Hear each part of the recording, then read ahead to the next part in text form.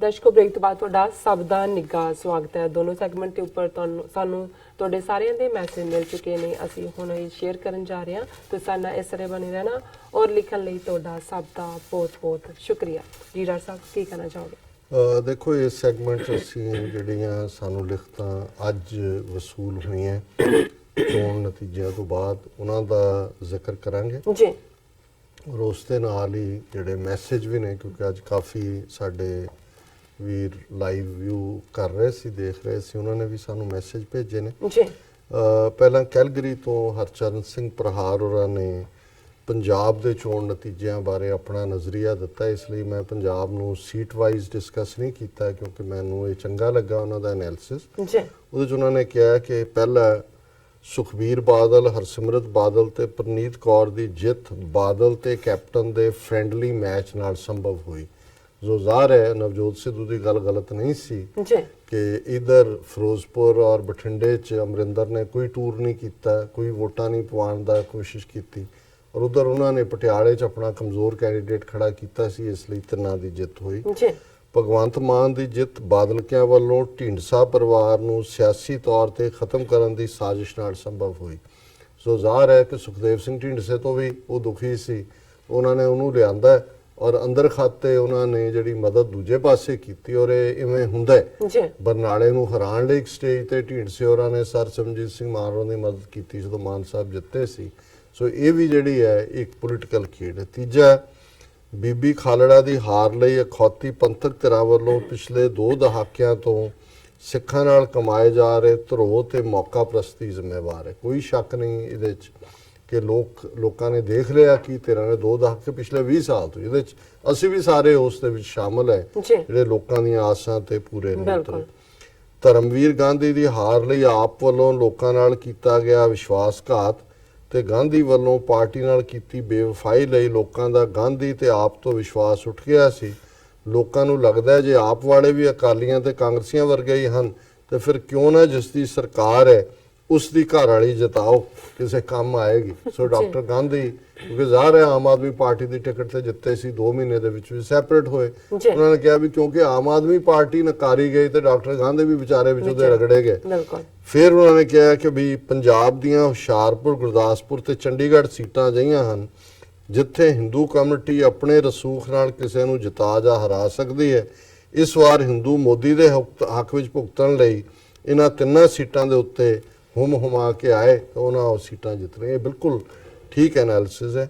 ਬਾਕੀ ਸੀਟਾਂ ਤੇ ਕਾਂਗਰਸ ਦੀ ਜਿੱਤ ਪਹਿਲਾਂ ਹੀ ਯਕੀਨੀ ਸੀ।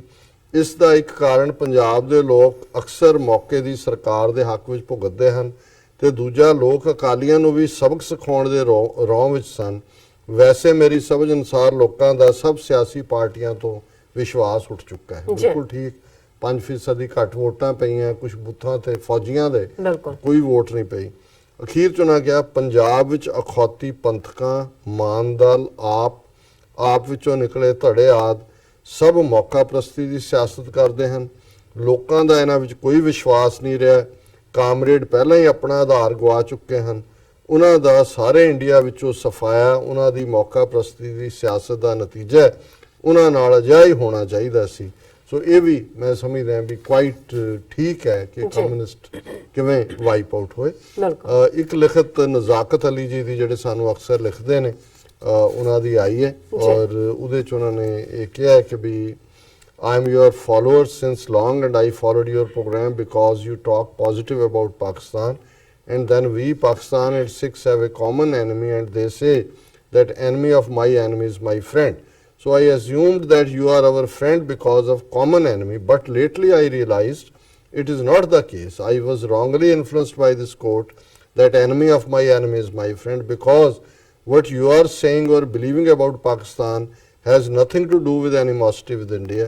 You are doing that with a different reason. If you remember, Dr. Sahib, I had mailed you few months back saying the essence of Guruji runs in the blood of Pakistani nation because we eat and the food from his fields and we have the honor of living in his land. We breathe in the air produced by the trees of his land. Nice. So loving Sikhs comes to us naturally. Same is the case with you. You love Pakistan because it is the land of your Guruji, not because of animosity with India. Your relationship and love with Pakistan is a spiritual thing, and I am sure it didn't happen in one day. It must have been a spiritual journey. I hope that someday you can describe this journey Nice. for us. जी. बहुत बहुत शुक्रिया नज़ाकत अली जी। और वैसे जो ਤੁਸੀਂ ਬੁੱਝੇ ਹੈ ਇਹ ਠੀਕ ਬੁੱਝੇ ਹੈ, ਇਹ ਸੱਚਮੁੱਚ ਸਾਡੇ ਲਈ ਪਾਕ ਧਰਤੀ ਹੈ, ਸਾਡੇ ਮੱਕੇ ਔਰ ਮਦੀਨੇ ਦੀ, ਔਰ ਉਸ ਪਾਕ ਧਰਤੀ ਤੇ ਸਾਡੇ ਭਰਾ ਭੈਣ ਤਹਿਜ਼ੀਬ ਉਹਨਾਂ ਲਈ ਇੱਕ ਕੁਦਰਤੀ ਕਸ਼ਿਸ਼ ਹੈ ਜਿਹੜੀ ਡਿਵੈਲਪ ਨਹੀਂ ਕੀਤੀ ਜਾ ਸਕਦੀ, ਬਣਾਈ ਨਹੀਂ ਜਾ ਸਕਦੀ, ਇਹ ਰੱਬੋਂ ਹੀ ਹੁੰਦੀ ਹੈ। One more thing that I need to share, I heard a news that Canadian Sikhs along with Pakistanis are coming to Pakistan by road to celebrate 550th birth anniversary of Guruji. I wonder what impact this news would have on Modi and RSS. Pay my regards to Sister Neelam Kaur and your entire team. ਇਹ ਵੈਸੇ ਉਹਨਾਂ ਦੀ 22 ਮਈ ਦੀ ਹੈ, ਔਰ ਇਹਦੇ ਨਾਲ ਹੀ related ਉਹਨਾਂ ਦਾ ਇੱਕ election related ਵੀ ਅੱਜ ਆਇਆ ਹੈ, ਤੇ ਮੈਂ ਪੜ੍ਹਨਾ ਤਾਂ ਦੋਨਾਂ ਨੂੰ ਇਕੱਠੇ ਤੌਰ ਤੇ ਹੀ ਚਾਹੁੰਦਾ ਸੀ, ਬਟ ਸਮਹਾਉ ਉਹ ਮੇਰੇ ਤੋਂ ਕਿਤੇ ਰੱਖੀ ਗਈ ਹੈ। ਚਲੋ ਬਹੁਤ ਬਹੁਤ ਸ਼ੁਕਰੀਆ ਨਜ਼ਾਕਤ ਅਲੀ ਜੀ, ਔਰ ਤੁਹਾਡੀ ਬਹੁਤ ਮਿਹਰਬਾਨੀ ਇਸ ਪਿਆਰ ਦੇ ਲਈ। ਕਮਲਪ੍ਰੀਤ ਸਿੰਘ ਆਸਟ੍ਰੇਲੀਆ ਤੋਂ, ਉਹਨਾਂ ਨੇ ਵੀ ਇਸ ਮੁੱਦੇ ਦੇ ਉੱਤੇ ਲਿਖਿਆ। ਉਹਨਾਂ ਨੇ ਕਿਹਾ ਵੀ looks like Congress and BJP have a tie up to make India a Hindu Rashtra by mass killings and torture. ਜਿਵੇਂ ਪੰਜਾਬ 'ਚ ਅਕਾਲੀਆਂ ਤੇ ਕਾਂਗਰਸ ਨੇ ਕੀਤਾ ਹੋਇਆ, ਇਵੇਂ ਹੀ ਕਾਂਗਰਸ ਔਰ ਬੀਜੇਪੀ ਨੇ ਕੀਤਾ ਹੈ। ਪਹਿਲਾ, no tie up with other parties for stronger opposition. ਜਿਵੇਂ ਕਾਂਗਰਸ ਨੇ ਸਪਰਨ ਕੀਤੀ ਆਫਰ, ਦਿੱਲੀ 'ਚ ਵੀ ਯੂਪੀ ਨੂੰ ਵੀ ਉਹਨਾਂ ਨੇ ਸੈਬੋਟਾਜ ਕੀਤਾ। ਉਹਨਾਂ ਨੇ ਕਿਹਾ ਕਿ ਵੀ ਦੂਸਰਾ, not much protest or resentment regarding EVM tampering as compared to other parties. ਕਦੇ ਕਾਂਗਰਸ ਨੇ ਰੌਲਾ ਨਹੀਂ ਪਾਇਆ EVM ਦੇ ਉੱਤੇ, ਹਾਲਾਂਕਿ ਉਹਦੇ 'ਚ ਜ਼ਰੂਰ ਗੜਬੜ ਦੀ ਲਾਈਨ ਹੈ। Pranab Mukherjee saying elections done perfectly. ਹੁਣ ਪ੍ਰਣਾਬ ਮੁਖਰਜੀ ਕਾਂਗਰਸ ਦਾ ਹੀ ਪ੍ਰੈਜ਼ੀਡੈਂਟ ਰਿਹਾ, ਉਹ ਦੋਵੇਂ ਪਾਸੇ ਭਾਵੇਂ ਖੇਡ ਰਿਹਾ ਸੀ, ਲੇਕਿਨ ਇਹਦੇ 'ਚ ਕੋਈ ਸ਼ੱਕ ਨਹੀਂ ਉਹ RSS ਦੀ ਗੈਦਰਿੰਗ ਤੇ ਵੀ ਗਿਆ ਨਾਗਪੁਰ, ਔਰ ਇਹਦੀ ਡਾਟਰ ਜਿਹੜੀ ਆ ਉਹ ਕਾਂਗਰਸ ਦੀ ਜਿਹੜੀ ਇੱਕ MP ਵੀ ਰਹੀ ਹੈ, ਹੁਣ ਤਾਂ ਨਹੀਂ ਮੈਨੂੰ ਪਤਾ ਵੀ ਹੈ ਜਾਂ ਨਹੀਂ। In one of latest interviews, Modi showed great respect for Rahul Gandhi and appreciated his capability because of significant improvement. और ਇਹਦੇ 'ਚ ਵੀ ਕੋਈ ਸ਼ੱਕ ਨਹੀਂ ਹੈ, ਤੁਸੀਂ ਮੋਦੀ ਦੀਆਂ ਸਾਰੀਆਂ ਸਪੀਚਸ ਸੁਣ ਲਓ। ਇੰਦਰਾ ਗਾਂਧੀ ਦੇ ਖਿਲਾਫ ਮੋਦੀ ਨੇ ਕਦੇ ਕੋਈ ਲਫ਼ਜ਼ ਨਹੀਂ ਕਿਹਾ, ਔਰ ਸਿੱਖਾਂ ਦੇ ਲਈ ਇੰਦਰਾ ਗਾਂਧੀ ਉਹੀ ਹੈ ਜੋ ਕਿ ਯਹੂਦੀਆਂ ਦੇ ਲਈ ਹਿਟਲਰ ਹੈ। ਲੇਕਿਨ ਤੁਹਾਨੂੰ ਇੱਕ ਵੀ ਲਾਈਨ ਕਿਤੇ ਨਹੀਂ ਮਿਲੇਗੀ ਕਿ ਮੋਦੀ ਨੇ ਇੰਦਰਾ ਗਾਂਧੀ ਦੇ ਖਿਲਾਫ ਕਿਹਾ ਹੋਏ। ਰਾਜੀਵ ਗਾਂਧੀ ਨੂੰ ਨੇ ਜ਼ਰੂਰ ਮਹਾਭ੍ਰਿਸ਼ਟਾਚਾਰੀ ਕਿਹਾ, ਪਰ ਜਿਵੇਂ ਇਹਨਾਂ ਨੇ ਕਿਹਾ ਵੀਰ ਕਮਲਪ੍ਰੀਤ ਸਿੰਘ ਹੋਰਾਂ ਨੇ, ਉਹਨੇ ਜਿਹੜਾ ਈਵਨ ਰਾਹੁਲ ਦੀ ਵੀ ਤਾਰੀਫ ਕੀਤੀ, ਮੈਂ ਇੰਟਰਵਿਊ ਦਾ ਨਹੀਂ ਦੇਖਿਆ, ਕੀਤੀ ਹੋਏਗੀ ਜ਼ਰੂਰ। Then Congress takes over for clean image of India again. In Kunal Kamra, Dhruv, Akash election live, Congress representative said Congress was not ready but aiming for 2024. ਕਿ ਜੀ ਇਹ ਜਿਹੜਾ ਉਹਨਾਂ ਨੇ ਕਿਹਾ ਜੀ ਅਸੀਂ ਤਾਂ ਆਪਣਾ ਕਲੀਨ ਇਮੇਜ ਦੇ ਨਾਲ ਕਰਨਾ ਚਾਹੁੰਦੇ ਹਾਂ, ਔਰ ਇਹ ਉਹਨਾਂ ਦਾ ਜਿਹੜਾ ਅਸੀਂ ਤਾਂ 2024 ਲਈ ਤਿਆਰੀ ਕਰ ਰਹੇ। Another issue, please make aware Pakistanis or anybody who reaches PM Imran Khan to advise and Muslims aware that Sikhs doesn't support Ram Mandir. Real Sikhs helped Kashmiris, but the fake Renta Sikh ਨਰਕਤਾਰੀ RSS Sikhs are doing that. ਇਹ ਮੇਰਾ ਖਿਆਲ ਹੈ ਕਮਲਪ੍ਰੀਤ ਸਿੰਘ ਹੋਰਾਂ ਨੇ ਇਸ ਲਈ ਵੀ ਕਿਹਾ ਹੋਏਗਾ ਕਿਉਂਕਿ ਕੁਝ ਚੀਜ਼ਾਂ ਅਸੀਂ ਦੇਖਦੇ ਹਾਂ ਕਈ ਵਾਰੀ ਪੱਗਾਂ ਬਣਾ ਕੇ ਹੀ RSS ਦੇ ਜਿਹੜੇ ਰੈਂਟਾ ਸਿੱਖ ਨੇ, ਇਹ ਜਦੋਂ ਕੋਈ ਨਾ ਕੋਈ ਐਂਟਾਈ ਪਾਕਿਸਤਾਨ ਜਾਂ ਰਾਮ ਮੰਦਰ ਦੇ ਹੱਕ 'ਚ ਕਹਿ ਰਹੇ ਹੁੰਦੇ ਨੇ, ਤੇ ਪਾਕਿਸਤਾਨ ਦੇ ਭਰਾਵਾਂ ਭੈਣਾਂ ਨੂੰ ਇਹ ਨਾ ਲੱਗੇ ਕਿ ਵੀ ਇਹ ਜਿਵੇਂ ਸਿੱਖ ਇਸ ਲਈ ਨੇ। ਪਰ ਮੇਰਾ ਖਿਆਲ ਹੈ ਵੀ ਅਸੀਂ ਜਿਹੜਾ ਇਹ ਪਲੇਟਫਾਰਮ ਵੀ ਹੈ ਸਾਡਾ ਸੱਚੋ ਸੱਚ ਦਾ, ਔਰ ਜਿਵੇਂ ਇਸ ਵੇਲੇ ਗੁੱਡਵਿਲ ਆਊਟਰੀਚ ਹੈ, ਸਾਡੇ ਪਾਕਿਸਤਾਨੀ ਭਰਾ ਭੈਣਾਂ ਚੰਗੀ ਤਰ੍ਹਾਂ ਸਮਝਦੇ ਨੇ ਕਿ ਇਹ ਰੈਂਟਾ ਸਿੱਖ ਜਾਂ ਇਵਨ ਰੈਂਟਾ ਮੁਸਲਿਮ ਵੀ ਜਿਨ੍ਹਾਂ ਤੋਂ ਉਹ ਪਾਕਿਸਤਾਨ ਦੇ ਖਿਲਾਫ ਘੁੰਮਦੇ ਨੇ, ਉਹਨਾਂ ਦੀ ਕੀ ਹੋਂਦ ਹੈ। ਇਸੇ ਤਰ੍ਹਾਂ ਉਸਮਾਨ ਤਾਲਿਬ ਜੀ ਨੇ ਸਾਨੂੰ ਡੈਨਮਾਰਕ ਤੋਂ ਲਿਖਿਆ, ਔਰ ਉਹਨਾਂ ਦਾ ਸਲਾਮ ਤੇ ਸਤਿ ਸ਼੍ਰੀ ਅਕਾਲ doctor Sahib. Modi didn't need to announce emergency, ਕਿਉਂਕਿ ਇਹਨਾਂ ਨੇ ਪਹਿਲਾਂ ਲਿਖਿਆ ਸੀ ਕਿ ਵੀ ਐਮਰਜੈਂਸੀ, ਉਹਨਾਂ ਕਿਹਾ ਵੀ ਉਹਨਾਂ ਨੂੰ ਲੋੜ ਹੀ ਨਹੀਂ ਹੈ। Controlled EVM did the job, ਉਹਨਾਂ ਨੇ EVM ਦੇ ਰਾਹੀਂ ਆਪਣਾ ਕੰਮ ਕਰ ਦਿੱਤਾ ਹੈ। Prime minister Imran Khan tweeted to Modi and congratulated him. Pakistan also checked his Shaheen 2 range 15 kilometer. Maybe people from Kanyakumari have seen that in the sky. ਇਹ ਵੀ ਖਬਰ ਮੈਂ ਕੋਈ ਪ੍ਰੋਮਿਨੈਂਟਲੀ ਨਹੀਂ ਦੇਖੀ ਪਰ ਬਿਲਕੁਲ ਠੀਕ ਹੋਏਗੀ ਜਿਹੜੀ ਉਹਨਾਂ ਨੇ ਕੀਤਾ ਕਿ ਪਾਕਿਸਤਾਨ ਨੇ ਸ਼ਾਹੀਨ 2 ਮਿਸਾਈਲ ਦਾ ਟੈਸਟ ਕੀਤਾ ਜਿਹਦੀ 1500 ਕਿਲੋਮੀਟਰ ਰੇਂਜ ਹੈ। ਸੋ ਜ਼ਾਹਰ ਹੈ ਕਿ ਭਾਰਤ ਦਾ ਅਖੀਰਲਾ ਕੰਢਾ ਜਿਹਨੂੰ ਛੋਰ ਕਹਿੰਦੇ ਨੇ ਉਹ ਵੀ ਉਹਦੀ ਰੇਂਜ ਹੈ। ਤਾਂ ਹੀ ਉਹਨਾਂ ਨੇ ਕਿਹਾ ਜੀ ਕੰਨਿਆਕੁਮਾਰੀ ਵਾਲਿਆਂ ਨੇ ਜ਼ਰੂਰ ਅਸਮਾਨ 'ਚ ਦੇਖੀ ਹੋਏਗੀ। I have doubts in this election where Bibi Khalida loses and Sadhvi Pragya wins. ਸੋ ਜ਼ਾਹਰ ਹੈ ਕਿ ਇਹ ਤਾਂ ਹਰ ਹੀਲਾ ਇਹਨਾਂ ਨੇ ਵਰਤਿਆ including EVM machines. Now I have no doubt that I will see Khalistan and Kashmir free from Indian occupation.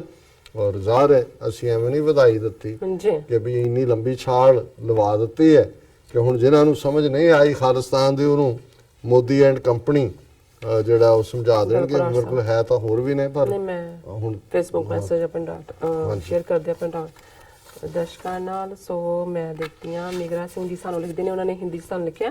ਪਹਿਲਾਂ ਦੇ ਸਭ ਨੂੰ ਆਪਾਂ ਸਾਂਝੀ ਫਤਿਹ ਬੁਲਾਉਂਦੇ ਹਾਂ। ਵਾਹਿਗੁਰੂ ਜੀ ਕਾ ਖਾਲਸਾ ਵਾਹਿਗੁਰੂ ਜੀ ਕੀ ਫਤਿਹ ਐਂਡ अस्सलाम वालेकुम। मेगरा सिंह जी सा लिखते हैं, हजारों झूठ बोलकर लाखों षड्यंत्र करके और अरबों खरबों रुपए खर्च करके अगर चुनाव जीते हैं, इसको जीतना नहीं कहते बल्कि इसको देश के और देशवासियों के ऊपर बड़ी चालाकी से कब्जा कर लिया कहते हैं। चुनाव में हार जाना कोई बड़ी बात नहीं है। चुनाव की हार को अपनी जिंदगी की हार ना मानना बड़ी बात है। जो इंसान सच्चाई और ईमानदारी से लड़ाई लड़ते हैं वे एक दिन हारी हुई बाजी को जीत लेते हैं। हमारी लड़ाई जारी है जिसको हम सच्चाई और ईमानदारी के बलबूते पर एक दिन जरूर जीतेंगे। बहुत शुक्रिया मेघराज सिंह जी, तुसी बड़ा हौसला कायम रखा ते बाकियां नूं भी हौसला दिता है। बहुत शुक्रिया।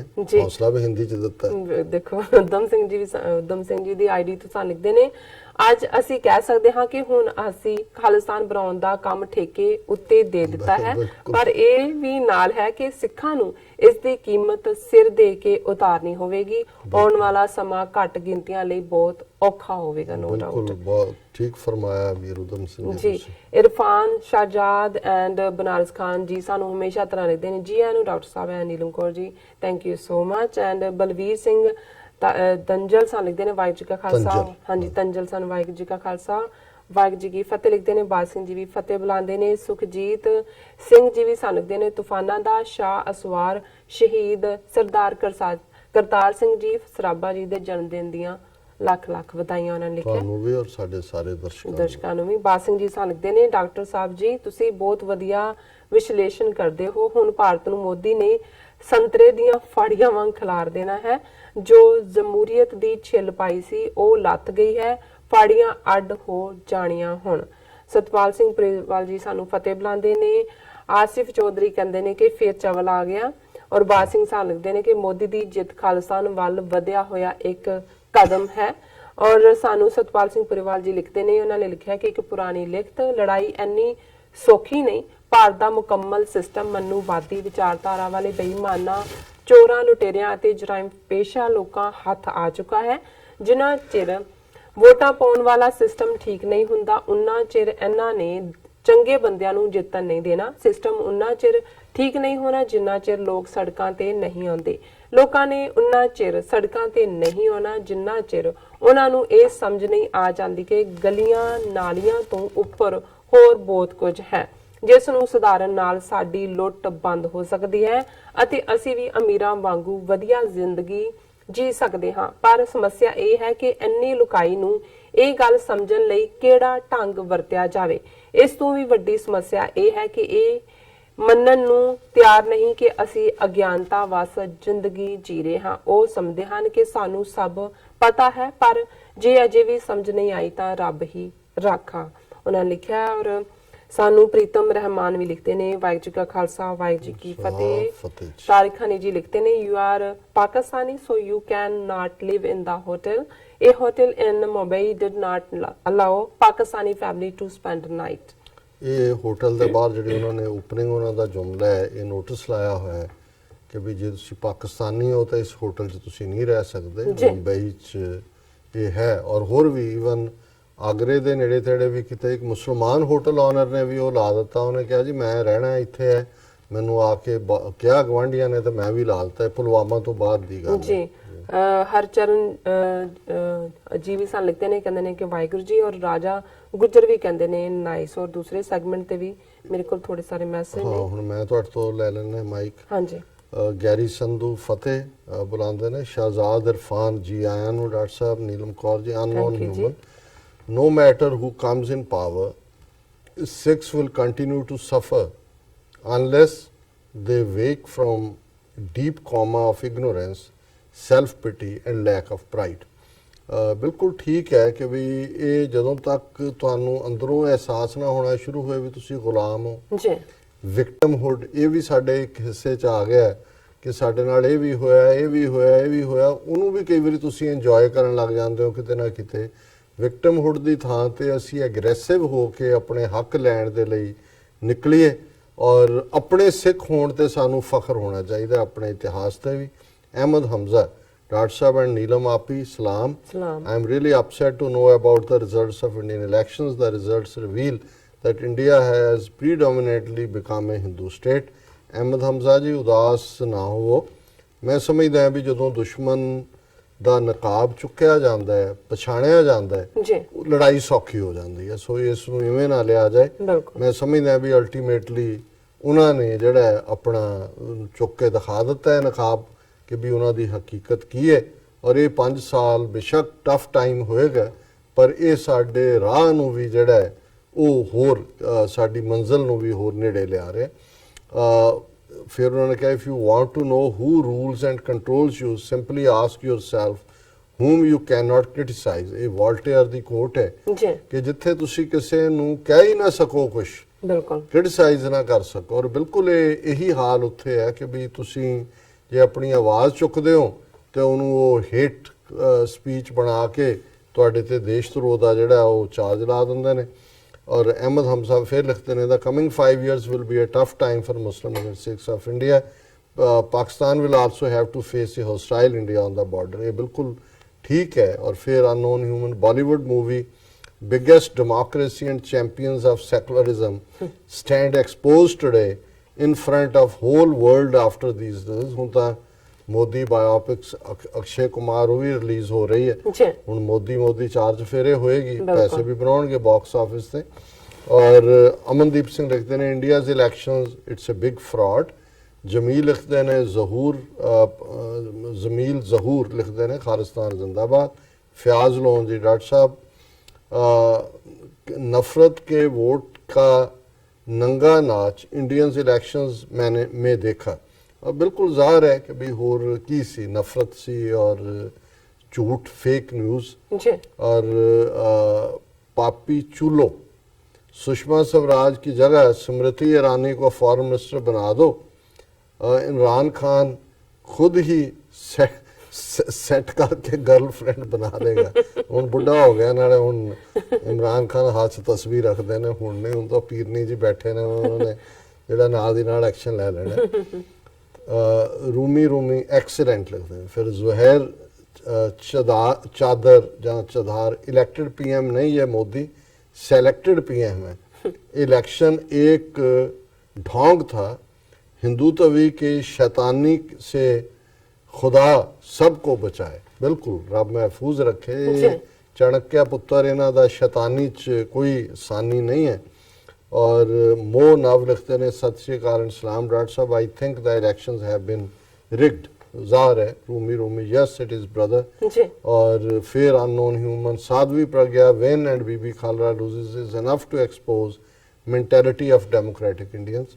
हालांकि इन्हों के डिफरेंट सरकमस्टांसिस ने मैं जिक्र भी किया है। और फिर इन्हों की ये डिबेट अगे चलती है।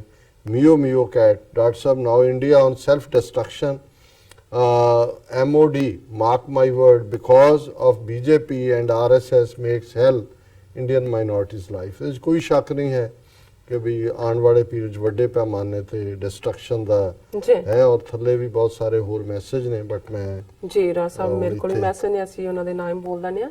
ਸੋ ਭੁਪਿੰਦਰ ਸਿੰਘ ਜੀ ਸਾਨੂੰ ਦੂਸਰੇ ਸੈਗਮੈਂਟ ਤੇ ਲਿਖਦੇ ਨੇ। ਮਨਵਿੰਦਰ ਸਿੰਘ ਬਾਜਵਾ ਉਹਨਾਂ ਨੇ ਬੜਾ ਹੀ ਫਨੀ ਜਿਹਾ ਮੈਸੇਜ ਲਿਖਿਆ। ਨਾ ਲੈ ਭਾਈਓ ते बहनों कृपया मूत पीने और गोबर खाने की आदत डाल लीजिए। उन्होंने अगू मजाक किया। और मनिंदर सिंह दे उन्होंने काफ़ी सारे मैसेज ने। ताहिर मुहम्मद जी भी सानू लिखते हैं और बनारस खान जी भी सानू लिखते हैं। सब का बहुत बहुत शुक्रिया व्यूअर्स। तो सारे इस तरह बने रहना। मिलते हैं छोटे जे ब्रेक तो बाद।